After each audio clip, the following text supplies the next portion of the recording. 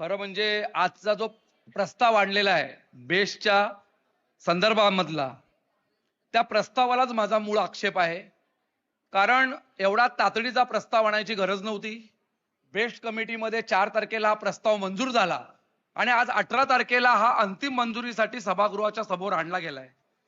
खरं म्हणजे हा प्रस्ताव एवढा मोठा प्रस्ताव आहे की आज बेस्टचे जे 30,000 कामगार आहेत, त्यातील कित्येक कामगार, कित्येक ड्रायव्हर, कंडक्टर, स्टाफ आज ही आपली लाईव्ह मीटिंग बघत आहेत. कारण प्रत्येकाचं म्हणणं एकच आहे की बेस्ट आपली विकली गेली नाही पाहिजे. आज बेस्टचे 22 आगार, 30 आपल्या ज्या काही स्टाफ क्वार्टर्स, हे संपूर्ण डेव्हलपमेंट करण्यासाठी आलेलं आहे. महापौर महोदय, मी या ठिकाणी ज्या वेळेला अर्थसंकल्पावर चर्चा करताना आपल्याला एक म्हटलं होतं की महापौर म्हणून आपण त्या जागेवर बसल्या असताना आज 3 महापौर माझी या ठिकाणी बसलेले आहेत. प्रत्येक महापौर यशस्वी 4 प्रत्येक महापौर यशस्वी की अयशस्वी कसा ठरला जातो की त्याच्या काळामध्ये काय काय प्रस्ताव मंजूर झालेत याच्यावरून ठरला जातो. भविष्यामध्ये ज्या वेळेला तुमचा लेखाजोखा ज्या वेळेला मांडला जाईल त्यावेळेला मात्र ज्याप्रमाणे हे जे विक्री चाललंय, मुंबईचं संपूर्ण मुंबई विकल्याचा जो प्रताप चाललेला आहे, त्यामुळे आपला कुठेतरी नाव हे काळ्या यादीमध्ये जाईल, ही आपल्याला मी या ठिकाणी सूचना देतोय. त्याला कारण असं आहे की आज आपण ओपन स्पेसच्या वेळेला मला बोलायला दिलं नाहीत. त्यावेळेला मी सांगितलं होतं की मुलुंडचे काही प्लॉट अदानीला दिला, काही प्लॉट पेट्रोल पंपाच्या नावाखाली 4 एकर प्लॉट घेण्यात आला, सेंचुरीचा प्लॉट देण्यात आला. आज जवळजवळ सगळ्या प्लॉटचे या ठिकाणी आपण प्रस्ताव मंजूर केले. मुळात खरं म्हणजे ह्या बेस्टचा एवढ्या मोठ्या विषयासाठी एक सभा लावायला पाहिजे होती आणि या सभेमध्ये सर्व नगरसेवकांनी आपलं म्हणणं मांडलं असतं, काही प्रस्ताव मांडले असते आणि त्याच्यामध्ये नंतर आपण जे बहुमताच्या जीवावर जे करणार आहात ते आपण केलं असतं. मुळात एक लक्षात ठेवा, कुठलीही वाहतूक सेवा ही कधीच फायद्यामध्ये नसते. आज लंडनची वाहतूक सेवा देखील फायद्यामध्ये नाही, परंतु प्रत्येक शहर मोठं होण्यासाठी त्या ठिकाणच्या वाहतूक जी सेवा असते त्याचा त्या ठिकाणी कुठेतरी वाटा असतो. आज हे मुंबई शहर यशस्वी झालं. आज आपण हे मुंबई शहराचं जे काही आधुनिकीकरण केलं, या मुंबई शहराची जागतिक मान्यता मिळाली, त्याच्यामध्ये ह्या बेस्टचा मोठा एक सहभाग आहे, हे मी या ठिकाणी नमूद करतोय. कारण ही आज बेस्ट नसती, कारण कुठल्याही शहरामध्ये आपण ज्या वेळेला कुठल्याही प्रकल्पासाठी कर्ज घेतो, काही गोष्टी करतो, तर त्या ठिकाणची वाहतूक व्यवस्था पहिली बघितली जाते आणि या शहरामधली जवळजवळ 50% जास्त वाहतूक सेवा ज्या बेस्ट द्वारे आपण करतोय, त्या बेस्टमुळे आज हे मुंबईला चांगले दिवस आलेले आहेत, हे मी या ठिकाणी नमूद करतोय.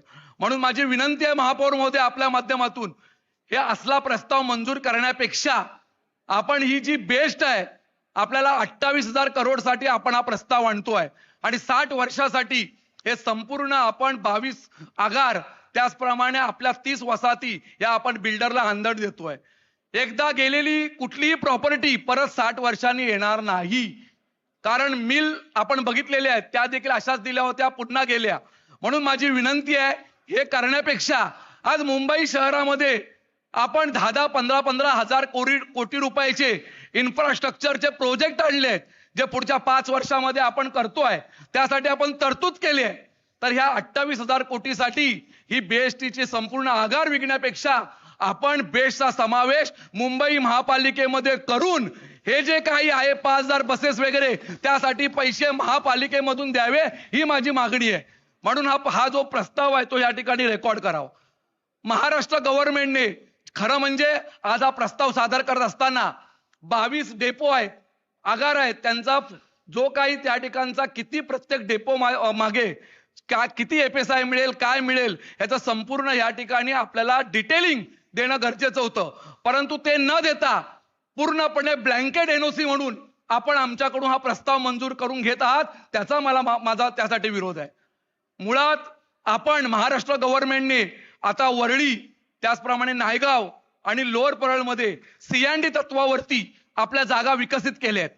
सीएनडी म्हणजे काय? त्या ठिकाणी असणाऱ्या ज्या जागा आहेत त्या आपण सीएनडी अंतर्गत कॉन्ट्रॅक्टर नेमून डेव्हलपमेंटसाठी देतो, त्याचा खर्च आपण करतो आणि त्यानंतर त्याच्यामध्ये जो एफएसआय जनरेट होतो तो आपण व्यावसायिकरित्या विकतो. का आपण ह्या संदर्भामध्ये सीएनडी करत नाही? आपण जर सीएनडी केली 28,000 करोडचा प्रश्न आहे. आपण काही बस डेपो त्याच्यामधून घेऊन आगार घेऊन काही वसाहती आहेत, आपल्या 30 वसाहती आहेत, काय लोकेशन आहे, लालबागला एवढी मोठी आपली वसाहत आहे, त्याप्रमाणे भोईवाड्यामध्ये आहे.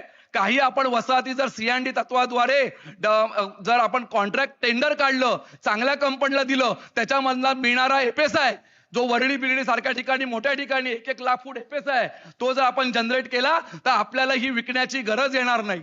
मगाशी अशरफबाईंनी सांगितलं की जरी आपण आज आपण विरोध करतोय, आम्ही 100 जण आहोत विरोध करणारे, सगळेजण आम्ही विरोध करतोय. तुम्ही बहुमतावर जे काय करायचं ते करा, ते तुम्हाला जे काय अंतर मनाला वाटत असेल. मला माहिती आहे आज जे 227 नगरसेवक प्लस जे आपले स्वीकृत सदस्य आहेत, या प्रत्येकाच्या मनात कुठेतरी वाटतंय जे होतंय ते चुकीचं होतंय. परंतु शेवटी पक्षासाठी हे केलं जातंय. परंतु माझी विनंती आहे की आज संपूर्ण बेस्टचे कर्मचारी आपल्याकडे वेगळ्या भावनेने महापौर महोदय बघतायत. त्यामुळे माझी विनंती आहे कुठल्याही परिस्थितीमध्ये हा जो प्रस्ताव आलेला आहे त्या प्रस्तावाला रेकॉर्ड करून ही संपूर्ण बेस्ट प्रशासन आहे ते मुंबई महापालिकेमध्ये विलीन करावं. का म्हणतोय मी, ज्या वेळेला 2018ला हा प्रस्ताव अजय मेहता असताना आला होता तेव्हा ह्या ठिकाणी जे बसलेले सदस्य आहेत जे त्यावेळेला पारेकरी म्हणून काम करत होते त्यांनी देखील ह्या प्रस्तावाला मंजुरी दिली होती. मग आता तसं काय झालंय की आपण या ठिकाणी हे प्रस्ताव हे संपूर्ण बेस्टचे आगार विकतोय. आज त्या ठिकाणी फक्त आपल्याला पार्किंग मिळणार आहे, 1-2 माळे आपल्याला मिळणार आणि त्या ठिकाणी मॉल उभे राहणार, इंटरनॅशनल स्कूल उभ्या राहणार, आणखी मार्केट उभी राहणार. या सर्व हे कोणासाठी आहे? हे काय बेस्टचं काम आहे? बेस्टचं काम हे वाहतूक करणं आहे. म्हणून माझी पुन्हा एकदा विनंती आहे आणि आम्ही हा शेवटपर्यंत विरोध करणार. आणि सेठी मॅडम या ठिकाणी आपण बसला आहात, महापौर महोदय, आपण सगळे नगरसेवक हे मुंबईचे ट्रस्टी म्हणून काम करतो. आपल्या माध्यमातून माझी जीएम मॅडमला विनंती आहे, जीएम मॅडमला मी नगरसेवक म्हणून आजपर्यंत 4 पत्र दिली, एकाही पत्राचं त्यांच्याकडून उत्तर आलेलं नाही.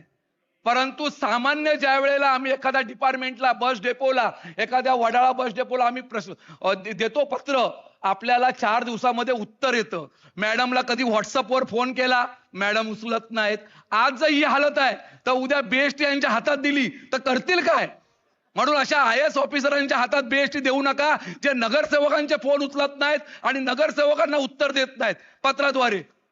म्हणून माझी महापौर महोदय विनंती आहे आपल्या माध्यमातून किमान आपण जीएमला सांगावं की नगरसेवकांच्या पत्र वैयक नाही पण जे खरं घडलंय माझ्या बाबतीमध्ये, मॅडम 4-4 पत्र दिलेत मी व्हॉट्सअपवर पाठवलं की पत्राचं उत्तर द्या. मॅडम तुम्हाला नाही, ह्यांना बोलतोय, बीएसटीच्या तुमच्या चेअरमन कडून उत्तर येतं. मी जनरल मॅनेजर म्हणून त्यांच्याकडून उत्तर मागतोय, कारण शेवटी आपण ट्रस्टी आहोत.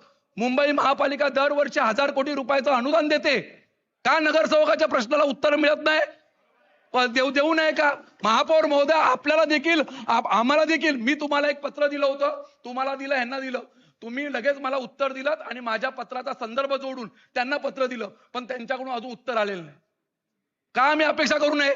सभागृह नेते साहेब, तुम्हाला देखील विनंती आहे, कारण माझा अपमान हा पूर्ण सभागृहाचा अपमान आहे. मी काय वैयक्तिक म्हणून सांगत नाही, एक नगरसेवक म्हणून सांगतो. म्हणून पुन्हा एकदा विनंती आहे की हा प्रस्ताव रेकॉर्ड करून मुंबई महापालिकेमध्ये बेस्टचा समावेश करावा. धन्यवाद.